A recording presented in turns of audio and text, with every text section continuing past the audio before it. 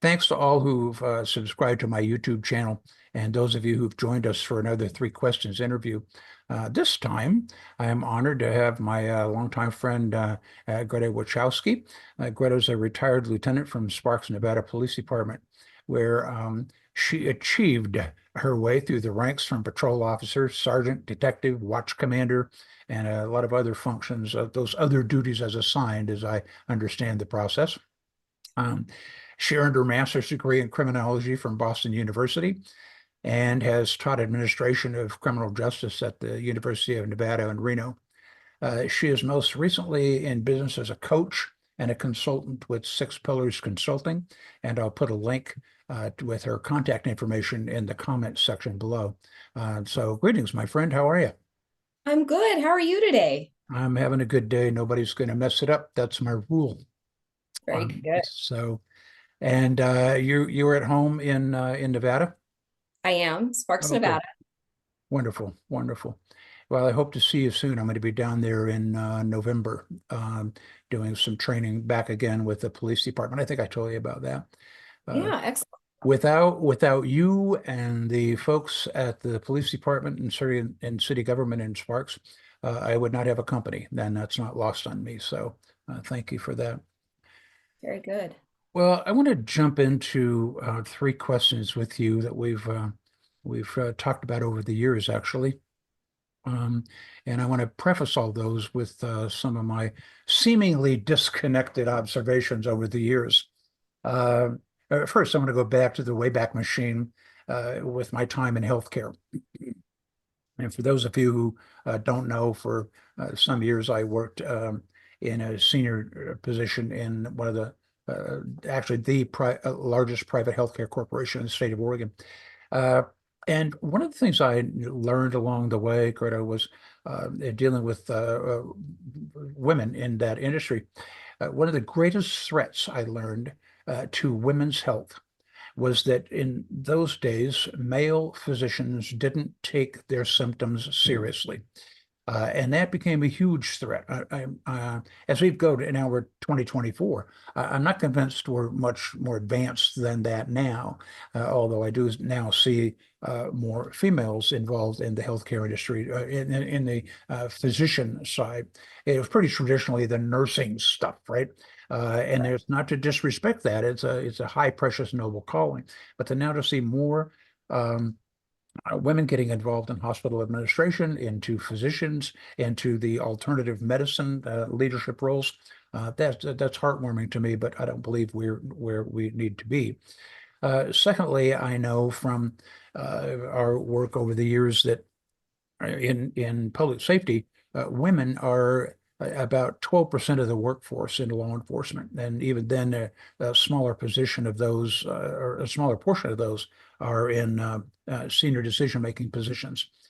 And after more than 20 years of working with public safety folks out there, I think the industry, and I think that local communities, and I think that America is missing some really, really huge opportunities to change the trajectory of public safety to the better, the more women we can get involved in that.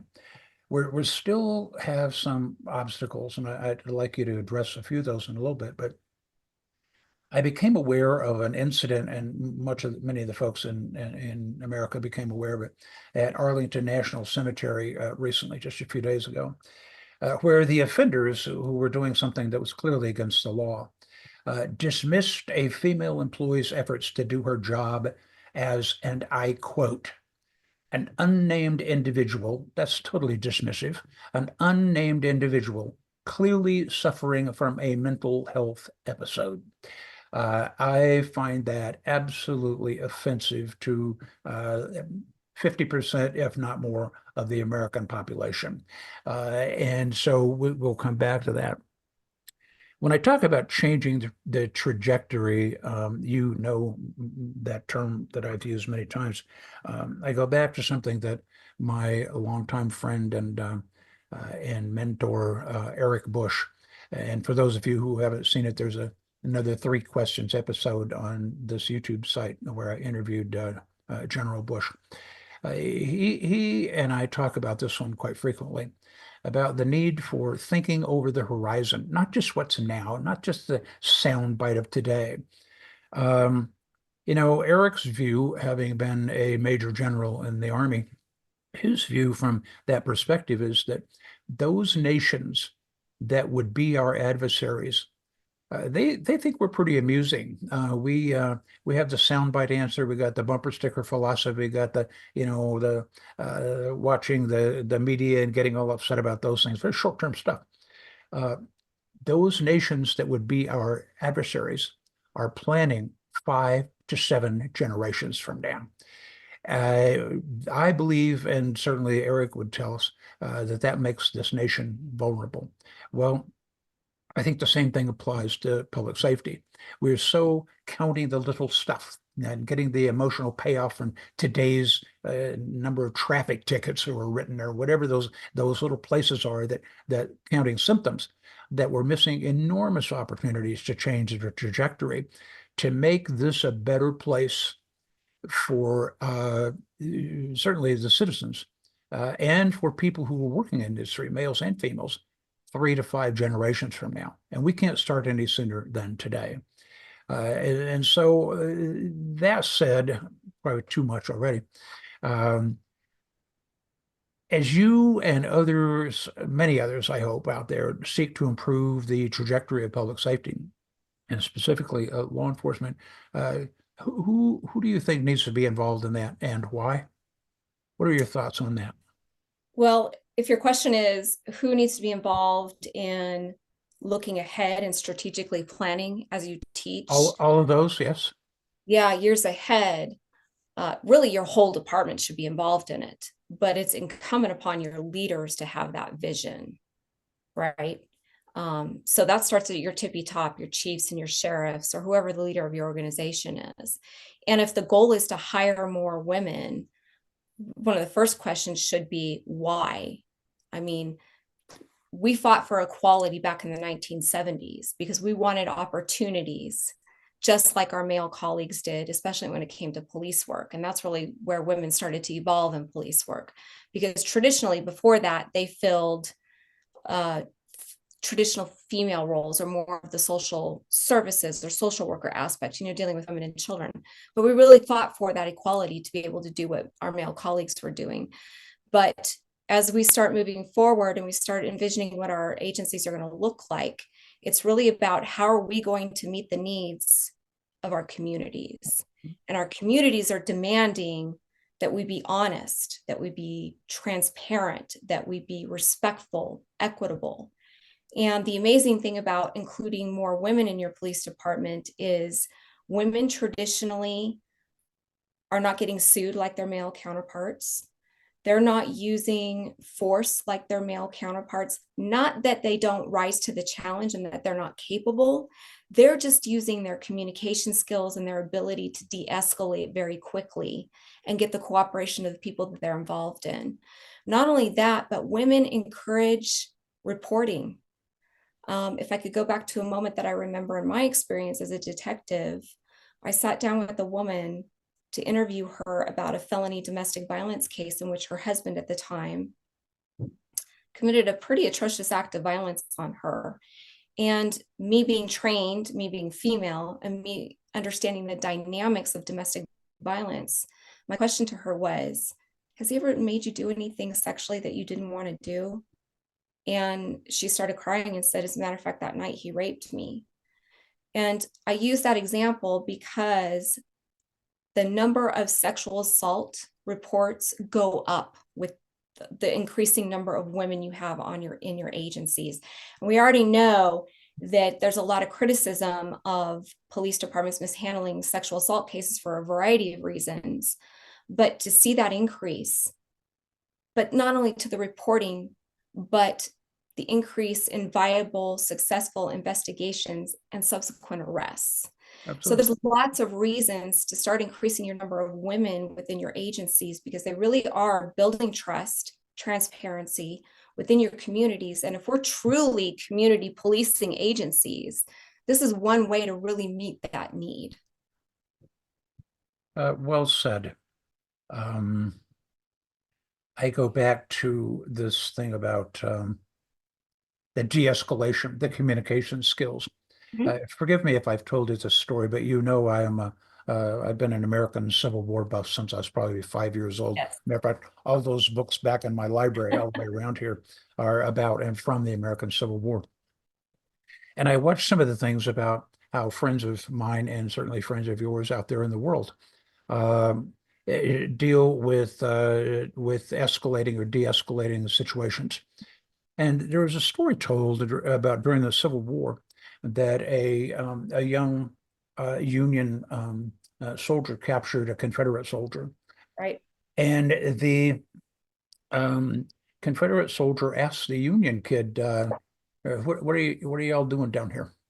And he said, "Well, we're here to, as given the Union line at the time, we're here to free the slaves and we're here to preserve the Union. Why are you fighting?" And the Confederate kid said, "Because y'all are down here."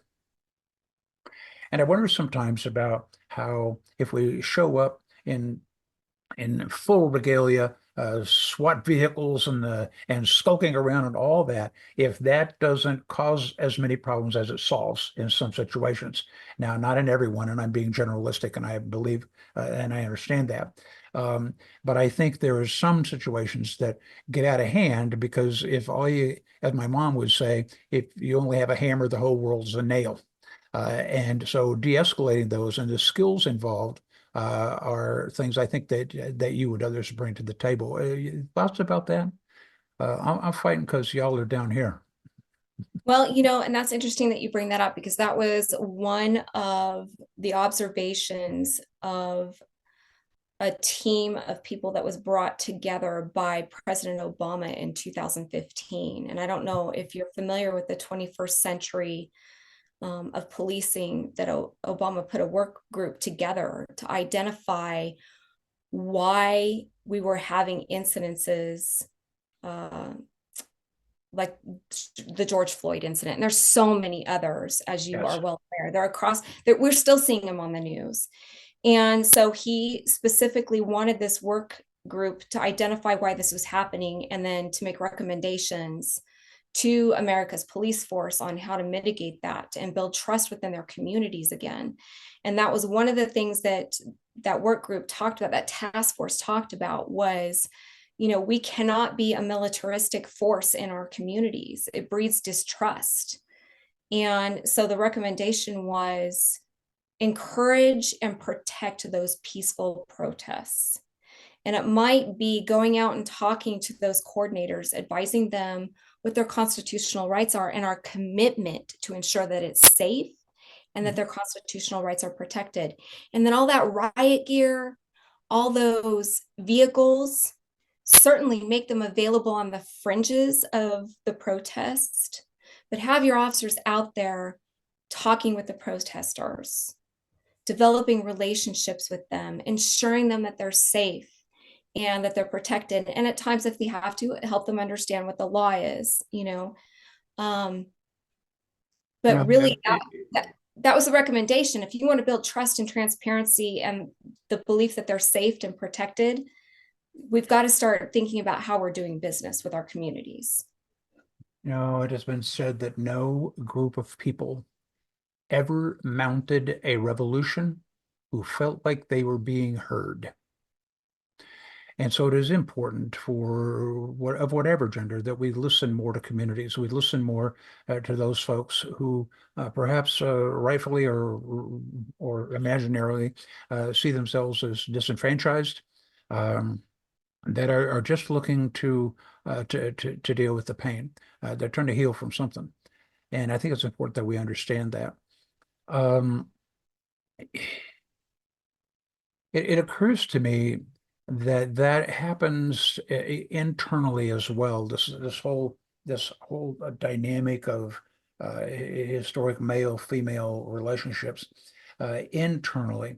Externally, we can talk about that more in a little while if you want, but certainly internally, what did you find, or what do you, when you're dealing with your clients out there in the world, how do you address any issues about the what we'll call the politics of promotion? because that's something near and dear to my heart as I work with sergeants and people who are threatened with being sergeants, with folks in executive academies or leadership academies. The politics of promotion. For example, and I'm leading the witness. If the viewer has never seen it, it looks exactly what I'm going to do right now. Uh, Greta, when you were going through the ranks, did you ever find that you had to work twice as hard as everybody else to prove you were a real cop? Yes, and that's both within my community, so society, because they have their beliefs, which very closely mirror the beliefs that I was experiencing within the four walls of my Uh-huh. agency, which is you're not competent, you're not dependable, you're emotional. Uh, One of my first FTO, when I stepped into the vehicle the very first night, he said, "You don't belong here. Women do not belong in police work." So you're fighting against the tide of that belief. And if he was able to voice it, then all of my male colleagues all voiced it as well. And so I had to be better educated. I had to write better reports. I had to identify and book my evidence better than anybody else. My interviews, my interrogations had to be exemplary. And that still didn't mean that I gained the mileage I was hoping to gain. It just seems like an uphill battle all the time. And my clients feel the same way. It's constant. And Um, it's because of that women are finding it hard once they become a part of the department to stay. That lack of support and that constant denigration, gaslighting, and so on really is an unsupportive, very toxic environment for them to survive in, because that's what they're doing, is surviving. exactly. And sooner or later, it gets that unnamed individual clearly suffering a mental health episode. It's the same thing that I talked about when we started this visit. Yeah. It's just absolutely unacceptable. It goes back. Tell me about the politics of promotion. What is out there that you see that women have to deal with that may be different than what men are having to deal with, and the internal politics of promotion? Okay.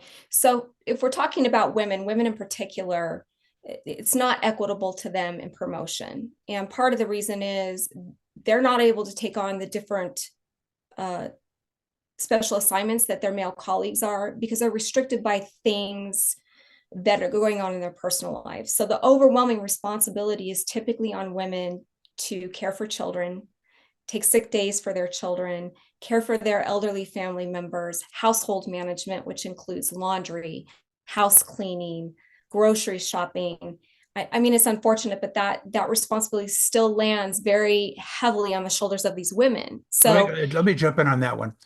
Recently, somebody said to me, "My wife is off doing whatever, and I'm going to help her by watching the kids."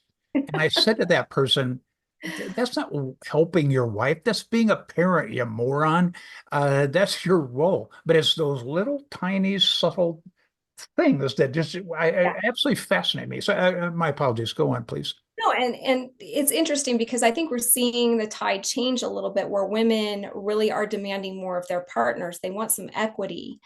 And that's an aside to all of this, but that's part of what might be changing as the years go on. But for now, the bulk of that responsibility is landing on their shoulders. So moving to different assignments may be difficult because of the hours. So, for instance, undercover work may have varying hours depending upon the focus of their investigations, and they're not going to be able to do that Mhm. because they have children in school.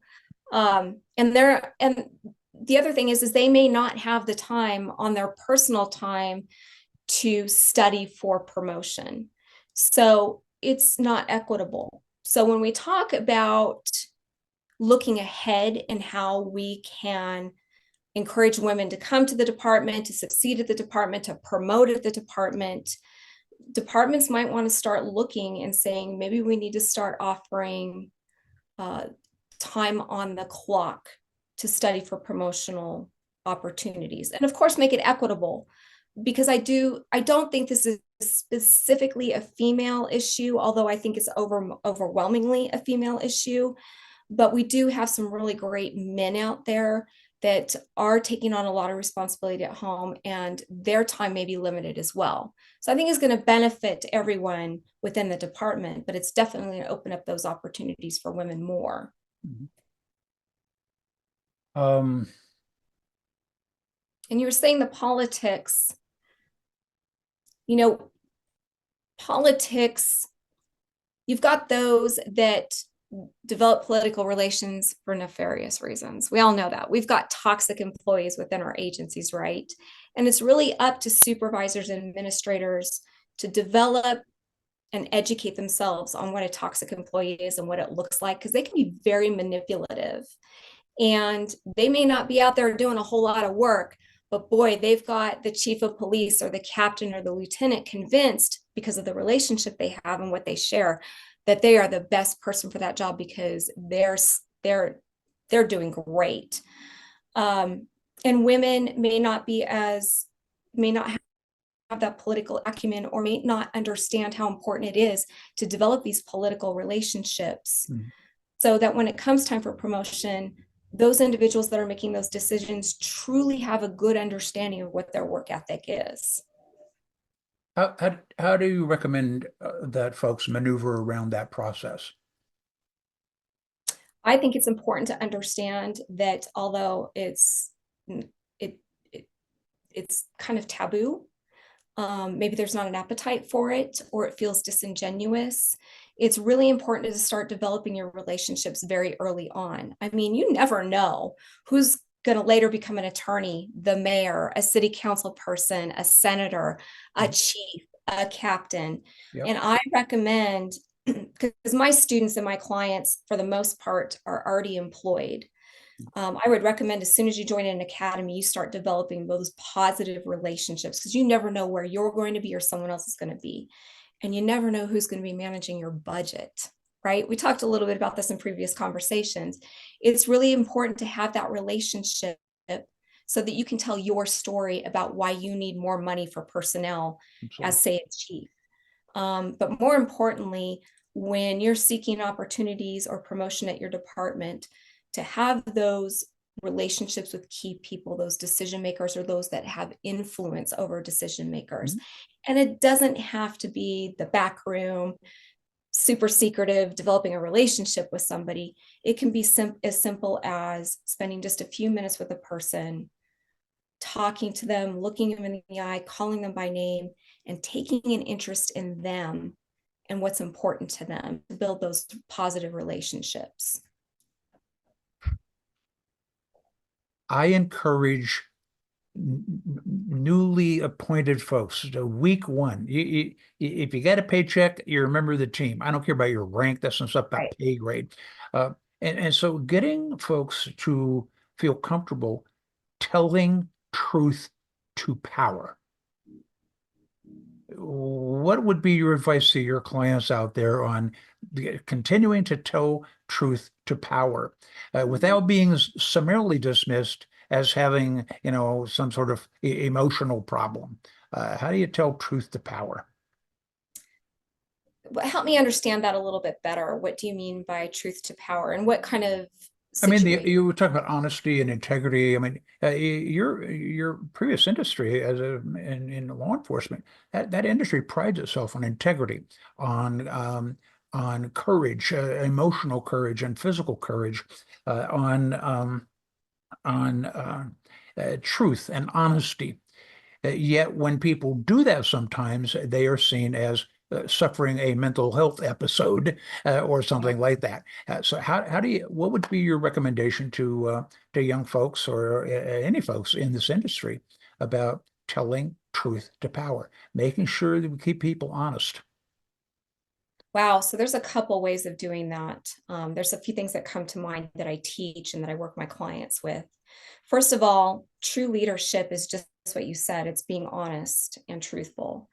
And it's more than that. It's standing up when it's required.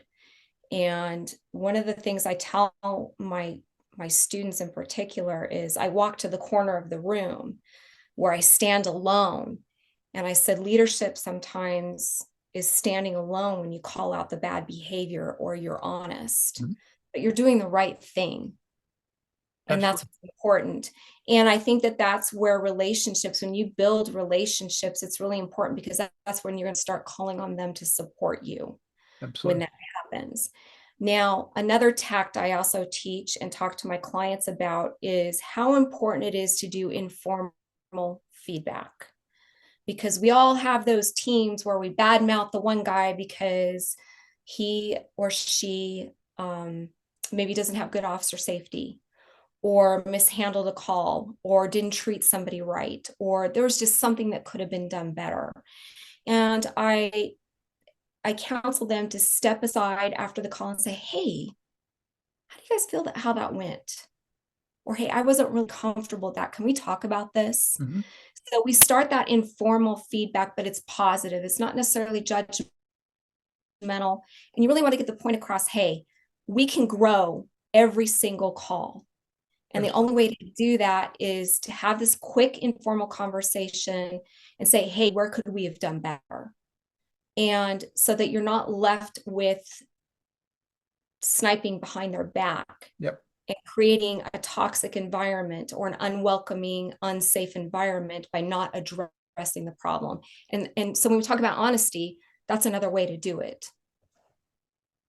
My view is if you don't deal with the little stuff while it's little stuff, somebody will up the ante till they get someone's attention in this place. And now you Yeah. have two problems, and you got meetings to go to and a bunch of friggin' forms to fill out. And when it all could have been solved at the lowest level with a minor, tiny, courageous conversation. Yep.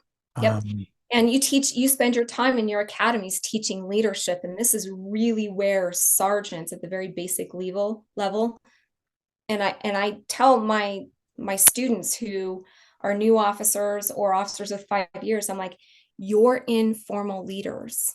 You haven't been given the stripes, yeah, ours, but that doesn't mean that you can't exhibit leadership skills. And that's just another way during that time that you build trust and influence so that when you do get those stripes, people are like, I'd follow her or him into a burning building because absolutely. I've learned to trust them over the last several years. But getting back to what I just mentioned, your sergeants can begin that informal feedback. Pull your team aside and say, hey, how do you guys feel about what just happened? Let me give you a couple suggestions for doing it a little bit better. Um, we've got a ways to go on that one. It's as you noted, that is a theme in every academy I've conducted for 20 plus years. We got to start catching people doing things right. Yes. You're gonna get more of what you call attention to. And if all we're doing is calling attention to, well, first of all, if the only time I talk to you is when you've done something wrong, that Mhm. is not management, it is not supervision, and it sure as heck isn't leadership. If that's old style stuff, hopefully it went away in the 1970s, but it's still here, by the way. We got to start catching people doing things right. And as I noted, we get more of what we call attention to. So if we want to get more positive, more effective, more engagement, more retention when it comes down to it, then we got to start measuring those things that contribute to that rather than measuring the other side. Um, Accolades are incredibly important because that's also one of your primary motivators of your employees. Absolutely. And I think it's a Mark Twain quote, give someone a compliment and it lasts for like 2 weeks. Um, give something negative and it lasts a lifetime, Absolutely. right? So accolades are incredibly important. And it also lets people know that they're on the right track for the department's objectives. Absolutely.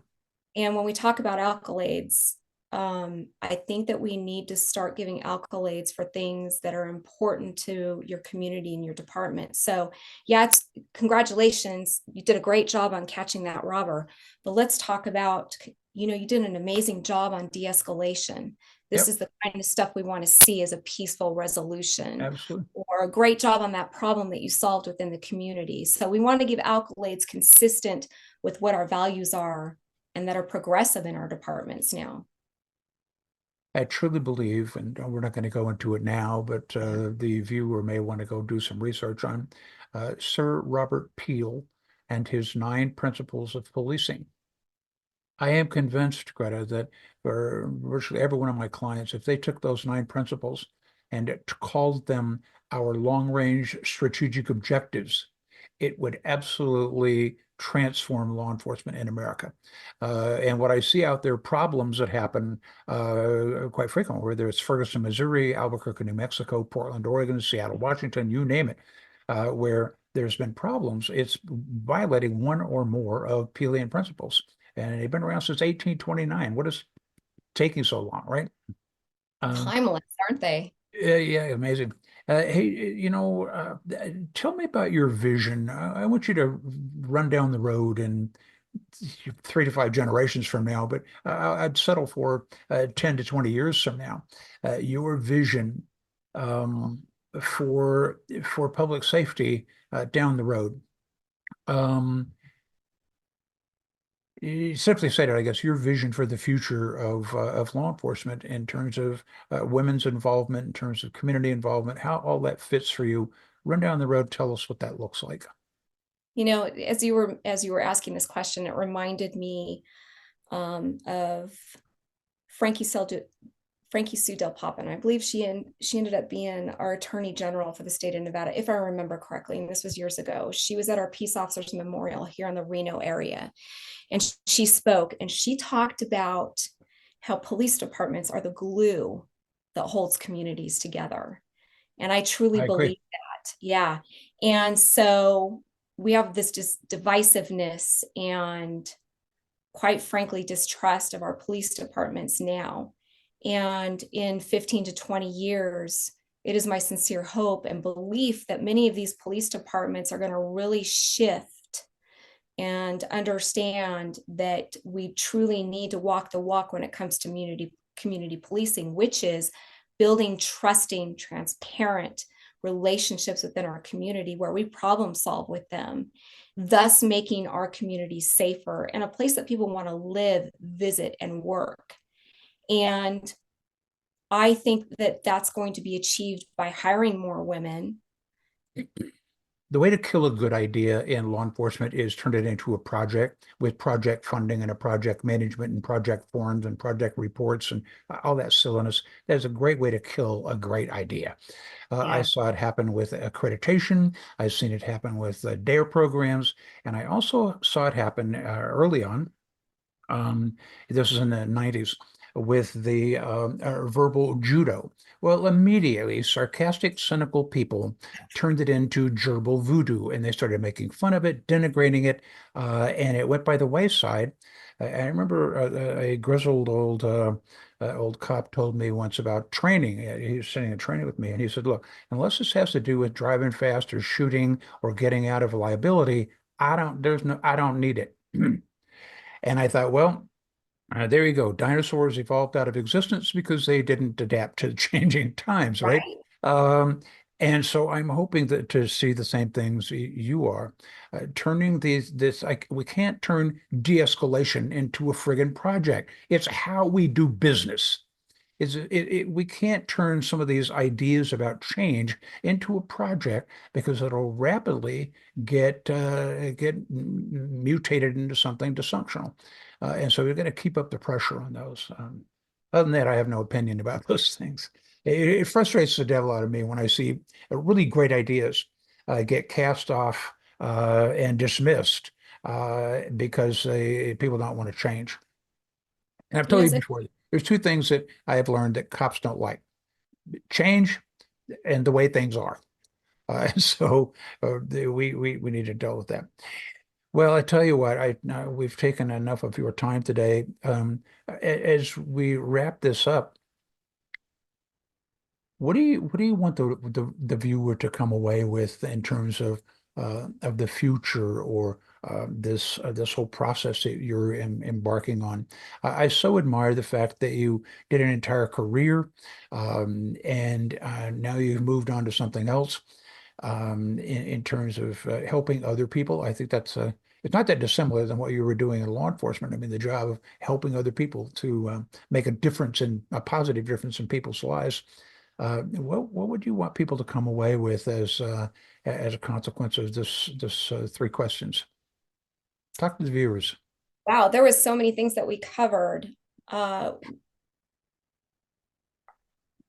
one of the things I really want your viewers to walk away with is, I mean, we're really talking to the leaders of your organization, and it's to really take stock of your department, your organization, and evaluate what kind of an organization you have. Because unfortunately, many departments still have the good old boy system, kind of a toxic work culture, and devise ways that you can change your culture and accommodate women and people of diversity that really reflect your community with your community's well-being in mind, as well as your employees.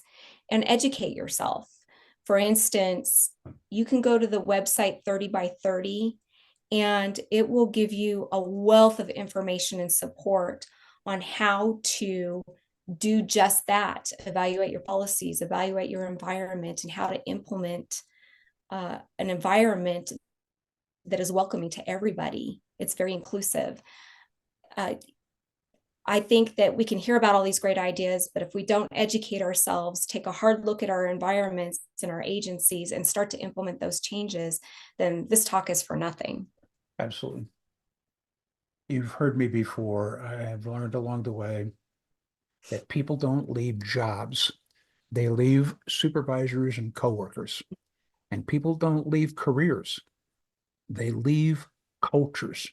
And we must do a transformation of the culture, because that's what's going to keep the right folks here. And it's going to attract more of the right folks to do this thing, this high honor public service, which I think that's one of the reasons we're all here, is to serve others. Um, there's a whole lot of work over and above what you've mentioned in terms of resources that I think we all, including the male viewers here and female viewers as well, Yes. please, folks, examine your own implicit biases about these things. There are little things that come across, like I'm helping my wife with the kids. That's a certain form of implicit bias that just goes right by without being challenged. No, that's your job. As a parent, that's your job, you moron. You need to deal with that. Um, and so to examine implicit bias is really very important, just in language, in terms of culture, looking at, as you mentioned, the way policies are written and and how they come about to begin with, how they're consistently or inconsistently enforced. All those things are so part of the integral role of anybody in any organization. So, well, I appreciate your time. Again, everybody, I'll put a link to how to contact Greta and in the comments, and also a link to what was the website again that you said to go to? 6 by 6, was it? 30 by 30, the goal. So much for my listening skills, right? That's okay. The goal being to get 30% female sworn peace officers in every police department by 2030. It's a Okay. lofty goal.